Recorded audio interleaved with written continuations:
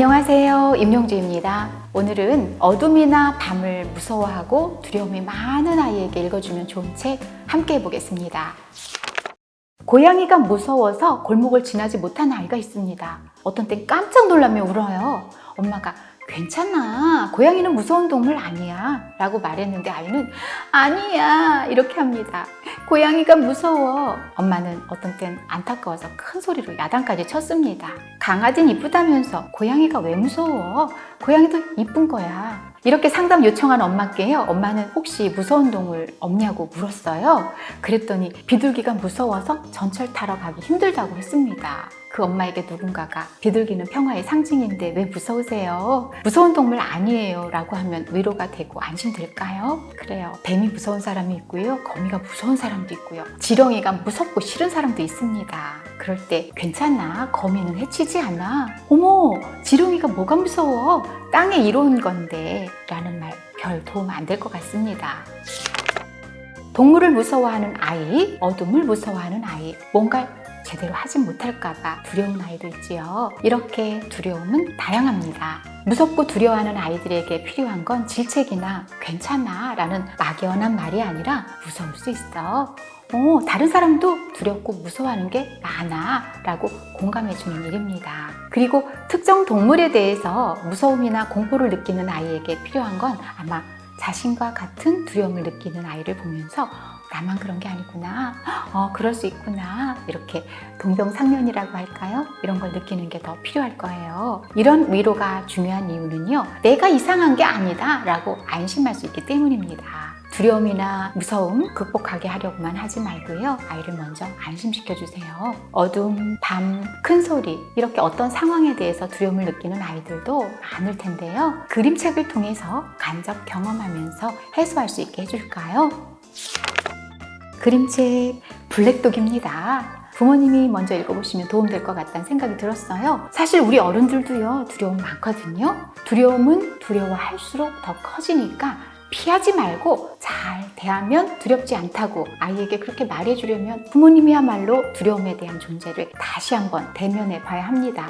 저도 많이 도움됐어요. 그래야 부모님도 아이에게 안정된 모습을 보여줄 수 있고요. 두려워하는 마음은 두려움을 더 크게 만듭니다. 안개 속을 걸어갈 때 한 발자국도 내딛기 어려운 건요, 보이지 않는 불안과 두려움 때문입니다. 아무것도 없다는 걸 알면서도 한 발자국도 못 내딛는 건 눈에 보이지 않는 어떤 불가실성, 그리고 막연한 불확실성이 우리를 무섭고 두렵게 만들어서 그래요.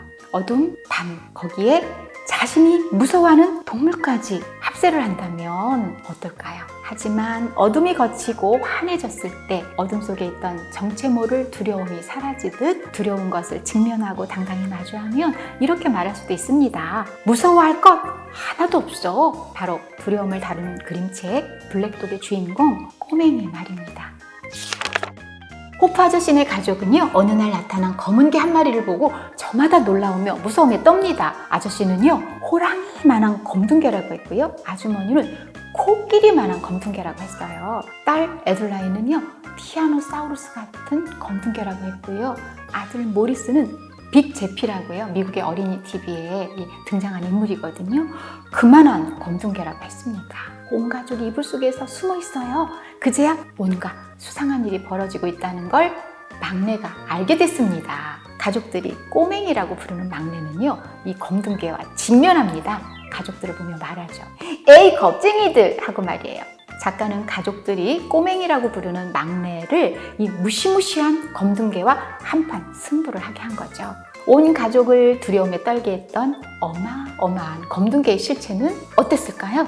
호프 아저씨네 가족은 덜덜덜 떨 만큼 검둥개가 어마어마하게 크지도 무시무시하지도 않다는 걸 알고 기뻐서 어쩔 줄 몰랐습니다. 두려움은 느낄수록 점점 커집니다. 두려움의 본질이 그렇죠. 두려워하는 아이에게 저게 뭐가 무섭다고 그러니 괜찮아, 용기를 내, 이렇게 얘기하기보다는 오히려 두려움과 밤, 어둠, 동물에 대한 그림책을 읽어보면 도움이 될 겁니다. 무시무시하게 큰 검둥개가 빨래 바구니 안에 들어갈 만큼 작아지는 것처럼 두려움보다 실제 정체는 크지 않을 테니까요. 하지만 두려움을 마주한다고 해서 그 두려움이 순식간에 없어지는 거 아닙니다. 넌 정말 용기 있는 아이야. 저렇게 덩치 큰 무시무시한 녀석과 당당히 마주하다니.